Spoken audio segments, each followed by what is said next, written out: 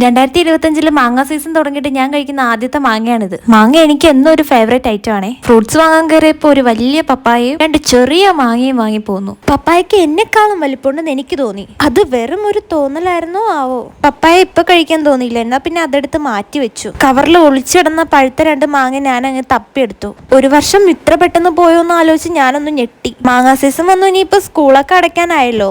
സാധാരണ ഈ March April ടൈമിലാണല്ലോ മാമ്പഴക്കാലം വരുന്നത്. എന്തായാലും സമയം ഇങ്ങനെ പോകുന്നു നമ്മൾ ഓരോരുത്തരും തിരിച്ചറിയേണ്ടിയിരിക്കുന്നു. തൊലിയിൽ പറ്റിപ്പിടിച്ച മാമ്പഴത്തിന്റെ ചെറിയ മാംസമൊക്കെ ഞാൻ കടിച്ചു കഴിച്ചു. സാധാരണ അതുപോലും കളയാൻ എനിക്ക് തോന്നിയിട്ടുണ്ടായില്ല.